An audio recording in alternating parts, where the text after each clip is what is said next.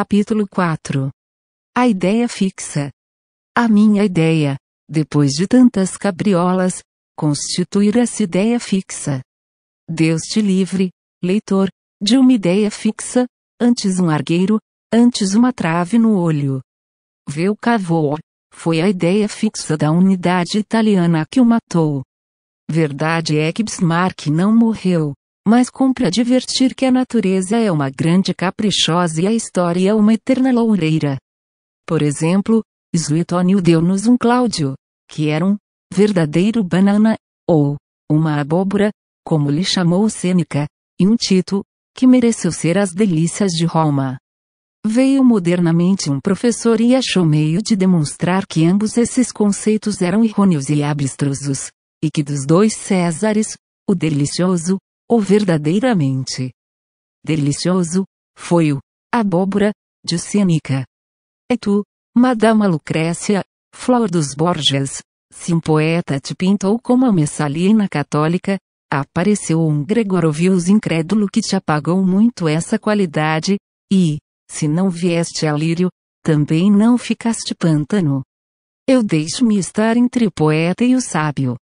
Viva pois a história, a volúvel história que dá para tudo, e, tomando a ideia fixa, direi que é ela que faz os varões fortes e os doidos, a ideia móvel, vaga ou furta cor é a que faz os Cláudios, formula Suetônio.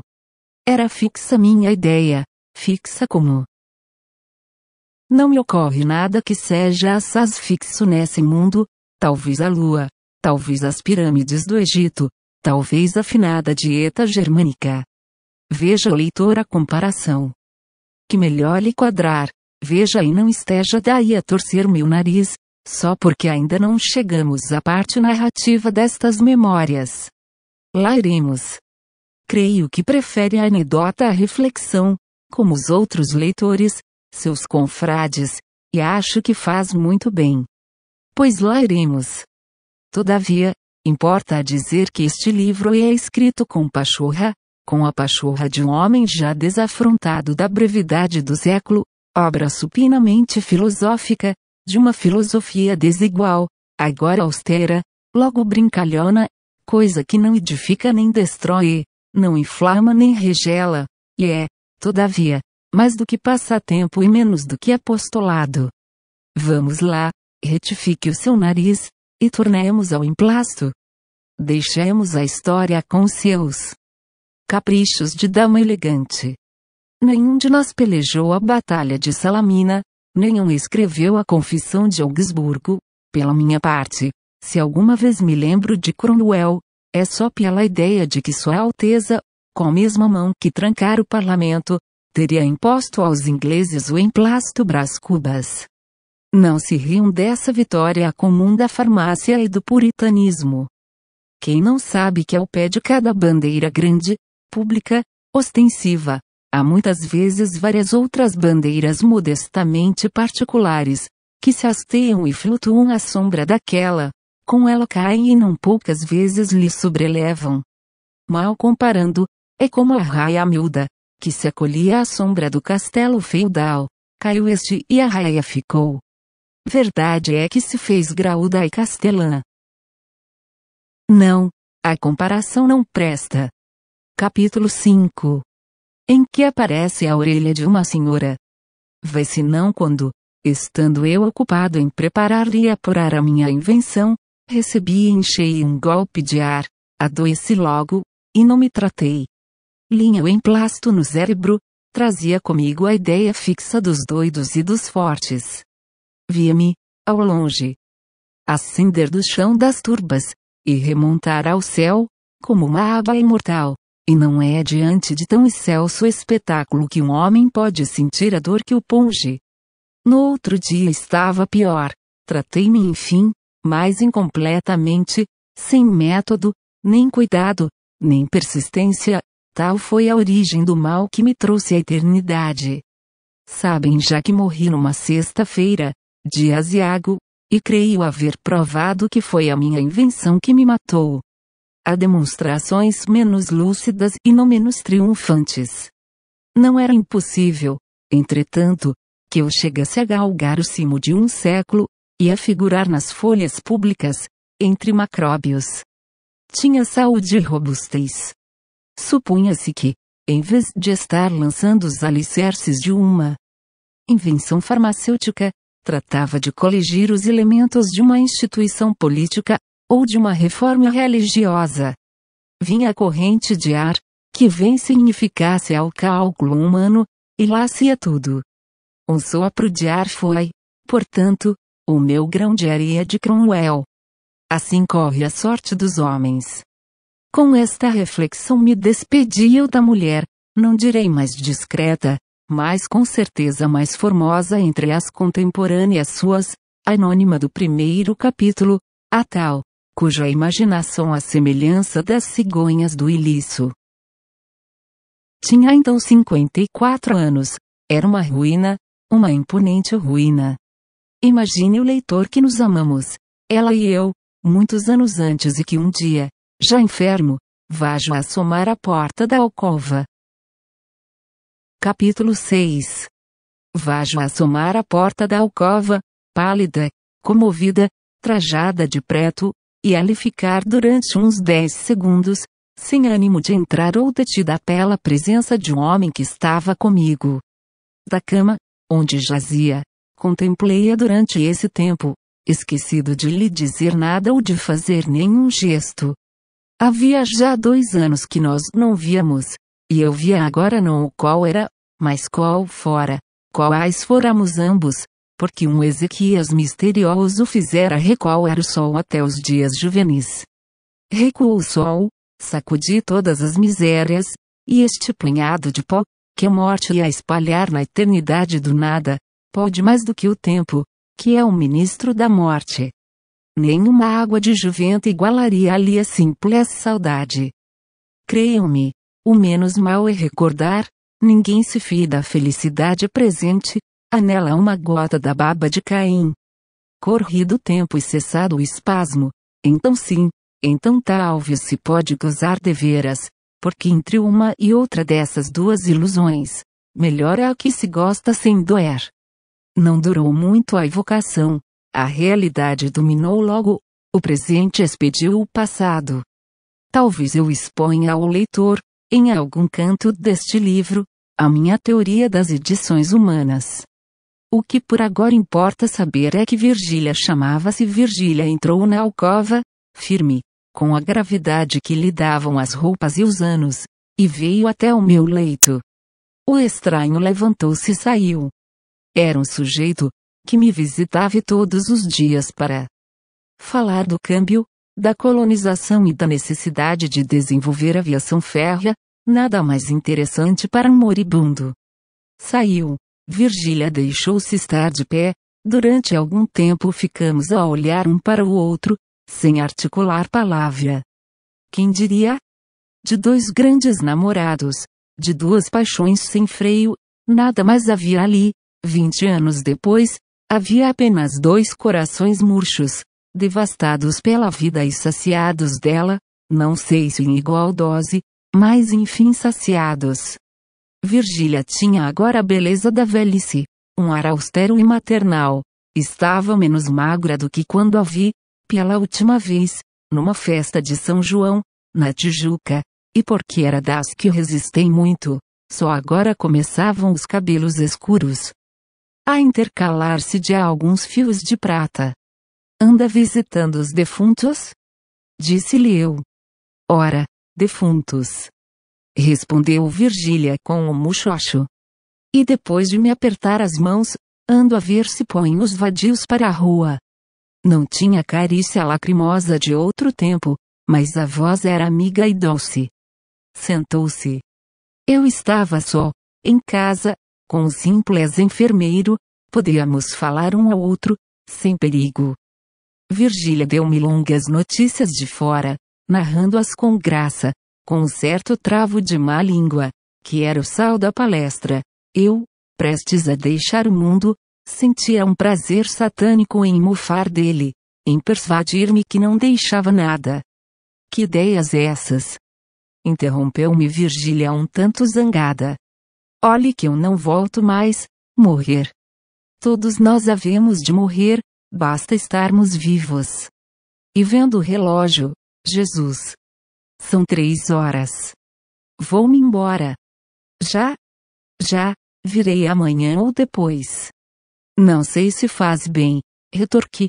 O doente é um solteirão e a casa não tem senhoras. Sua mana? Há de vir cá passar uns dias, mas não pode ser antes de sábado.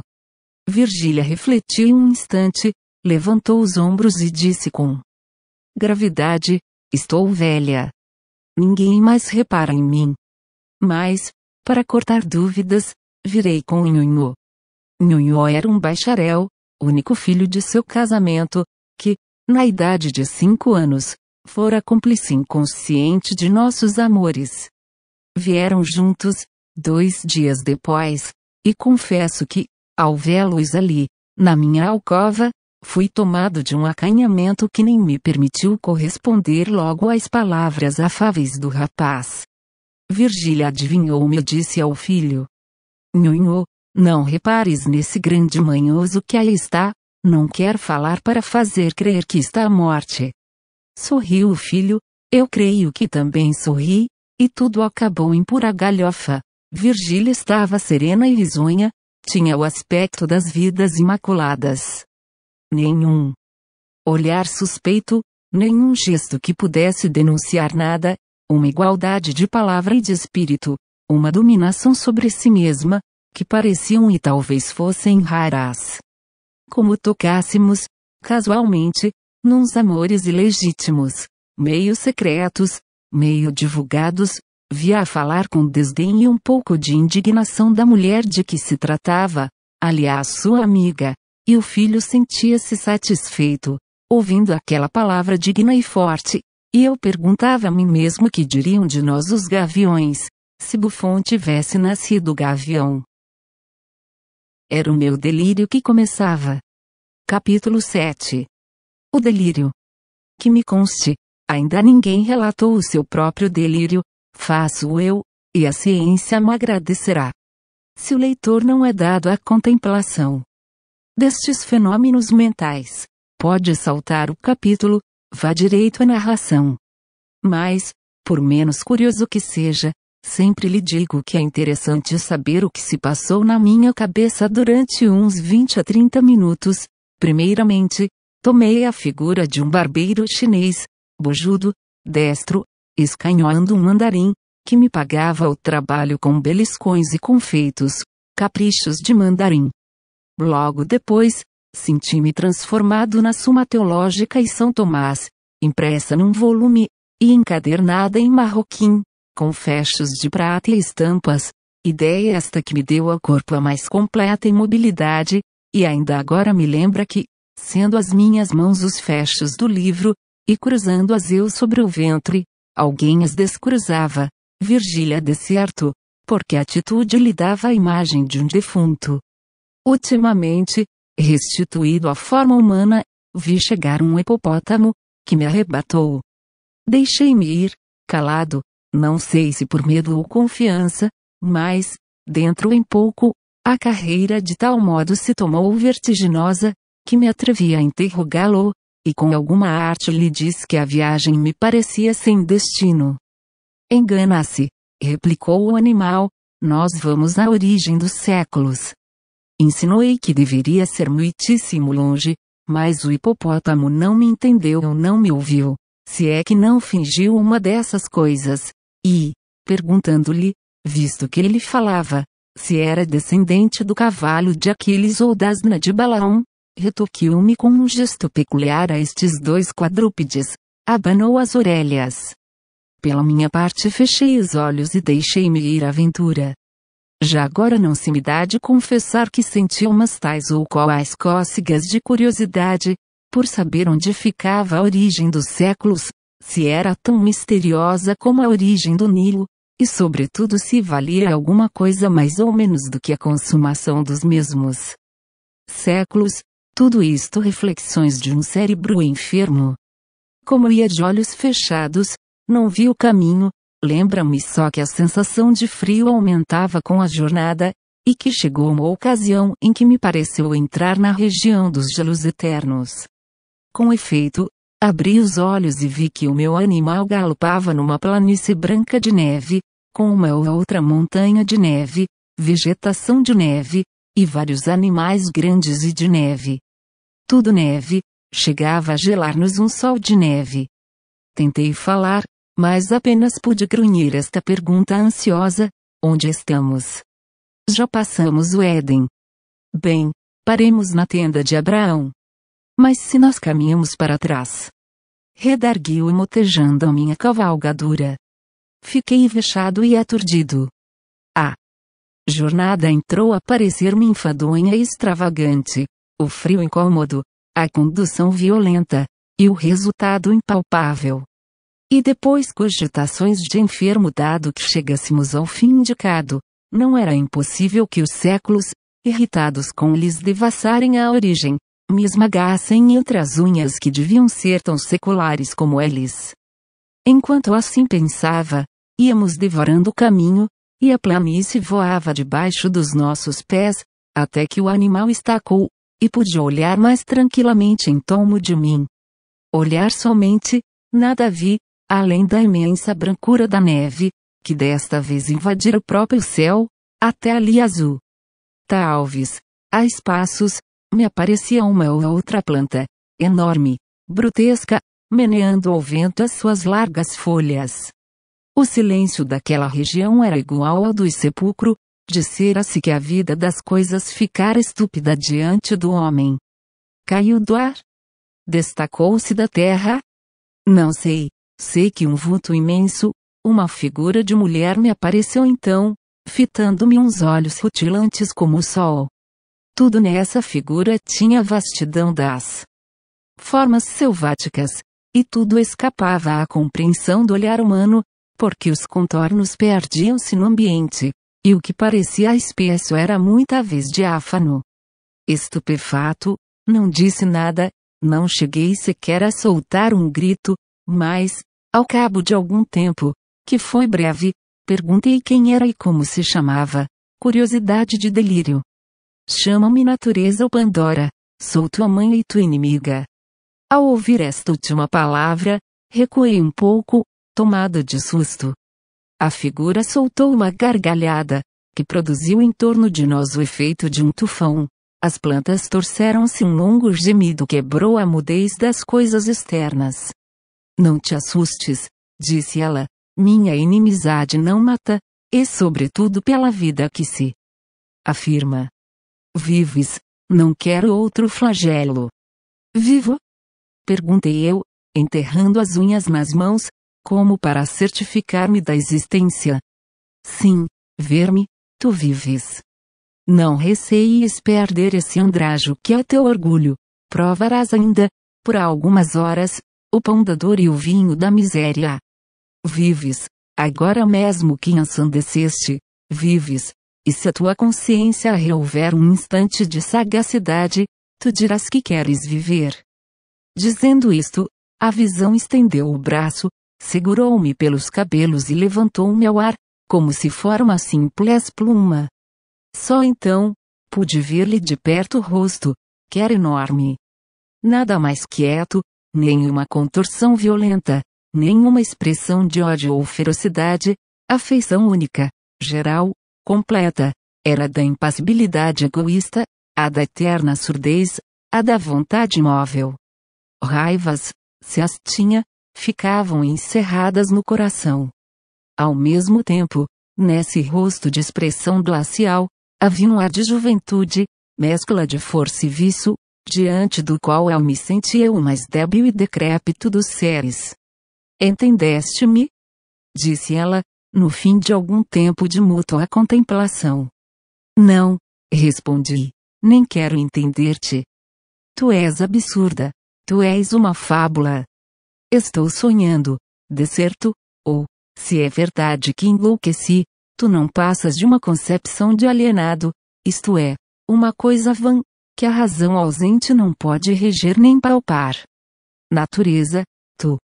A natureza que eu conheço é só mãe e não inimiga, não faz da vida um flagelo, nem, como tu, traz esse rosto indiferente, como o sepulcro?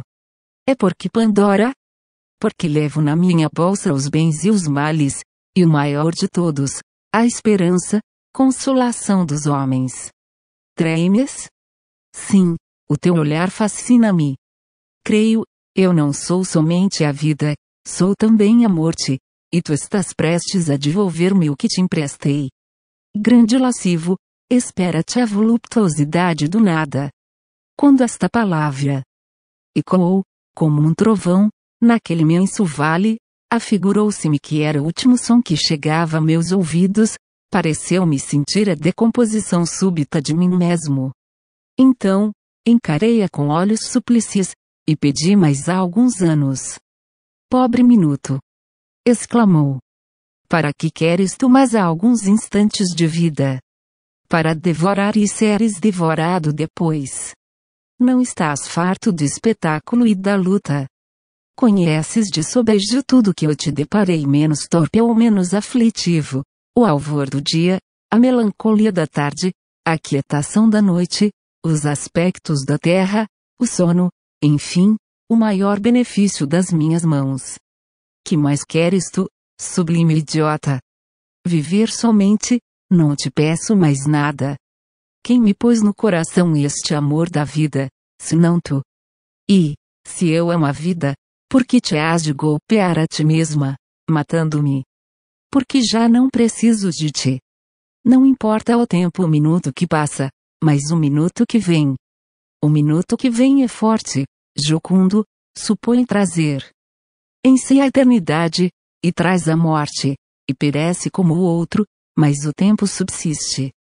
Egoísmo, dizes tu. Sim, egoísmo, não tenho outra lei. Egoísmo, conservação. A onça mata o novilho porque o raciocínio da onça é que ela deve viver, e se o novilho é tenro tanto melhor, eis o estatuto universal. Sobe e olha. Estou dizendo, arrebatou-me ao alto de uma montanha. Inclinei os olhos a uma das vertentes, e contemplei, durante um tempo largo, ao longe, através de um nevoeiro, uma coisa única. Imagina tu, leitor, uma redução dos séculos, e um desfilar de todos eles, as raças todas, todas as paixões, o tumulto dos impérios, a guerra dos apetites e dos ódios, a destruição recíproca dos seres e das coisas. Tal era o espetáculo, acerbo e curioso espetáculo. A história do homem e da terra tinha assim uma intensidade que lhe não podiam dar nem a imaginação nem a ciência, porque a ciência é mais lenta e a imaginação mais vaga, enquanto que o que eu ali via era a condensação viva de todos os tempos. Para descrevê-la seria preciso fixar o relâmpago. Os séculos desfilavam num turbilhão, e, não obstante, porque os olhos do delírio são outros, eu via tudo o que passava diante de mim, flagelos e delícias, desde essa coisa que se chama glória até essa outra que se chama miséria, e vi o amor multiplicando a miséria, e vi a miséria agravando a debilidade. Aí vinham a cobiça que devora, a cólera que inflama, a inveja que baba, e a enxada e a pena, úmidas de suor, e a ambição, a fome, a vaidade, a melancolia, a riqueza, o amor, e todos agitavam o homem, como um chocalho, até destruí-lo, como um farrapo. Eram as formas várias de um mal, que ora mordia a víscera, ora mordia o pensamento, e passeava eternamente as suas vestes de arlequim, em derredor da espécie humana. A dor cedia alguma vez, mas cedia à indiferença, que era um sono sem sonhos, ou ao prazer, que era uma dor bastarda. Então o homem, flagelado e rebelde, corria diante da fatalidade das coisas, atrás de uma figura nebulosa e esquiva, feita de retalhos, um retalho de impalpável, outro de improvável, outro de invisível, cosidos todos a ponto precário, como agulha da imaginação, e essa figura, nada menos que a quimera da felicidade, ou lhe fugia perpetuamente, ou deixava-se apanhar pela fralda, e o homem a cingia ao peito, e então ela ria, como um escárnio, e sumia-se, como uma ilusão.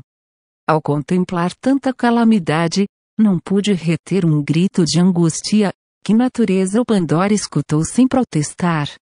Nem rir, e não sei por que a lei de transtorno cerebral, fui eu que me pus a rir, de um riso descompassado e idiota. Tens razão, disse eu, a coisa é divertida e vale a pena, talvez monótona, mas vale a pena. Quando Jó amaldiçoava o dia em que fora concebido, é porque lhe davam ganas de ver cá de cima o espetáculo.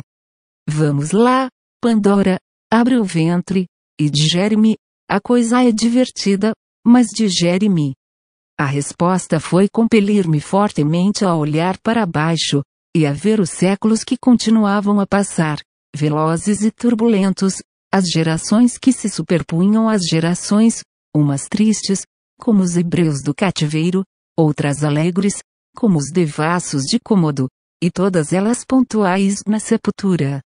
Quis fugir, mas uma força misteriosa me retinha os pés, então disse comigo, bem, os séculos vão passando, chegará o meu, e passará também, até o último, que me dará a decifração da eternidade. E fixei os olhos, e continuei a ver as idades, que vinham chegando e passando, já então tranquilo e resoluto, não sei até se alegre. Talvez alegre. Cada século trazia a sua porção de sombra e de luz, de apatia e de combate, de verdade e de erro, e o seu cortejo de sistemas, de ideias novas, de novas ilusões, em cada um deles rebentavam as verduras de uma primavera, e amareleciam depois, para remoçar mais tarde. Ao passo que a vida tinha assim uma regularidade de calendário, faziam-se a história e a civilização, e o homem, nu e desarmado, armava-se e vestia-se, construía o tugúrio e o palácio, a rude aldeia e Tébias de 100 portas, criava a ciência, que perscruta, e arte que enleva, fazia-se orador, mecânico, filósofo, corria a face do globo, descia ao ventre da terra, subia à esfera das nuvens, colaborando assim na obra misteriosa, com que entretinha a necessidade da vida e a melancolia do desamparo. Meu olhar, enfarado e distraído, viu enfim chegar o século presente, e atrás dele os futuros. Aquele vinha ágil, destro, vibrante, cheio de si, um pouco difuso, audaz, sabedor, mas ao cabo tão miserável como os primeiros, e assim passou e assim passaram os outros, com a mesma rapidez e igual monotônia. Redobrei de atenção, fitei a vista, e a enfim ver o último. Mas então já a rapidez da marcha era tal, que escapava a toda a compreensão, ao pé dela o relâmpago seria um século. Talvez por isso entraram os objetos a trocarem-se, uns cresceram, outros minguaram, outros perderam-se no ambiente. Um nevoeiro cobriu tudo menos o hipopótamo que ali me trouxera, e que aliás começou a diminuir. A diminuir, até ficar do tamanho de um gato. Era efetivamente um gato. Encarei-o bem, era o meu gato Sultão, que brincava à porta da alcova, com uma bola de papel.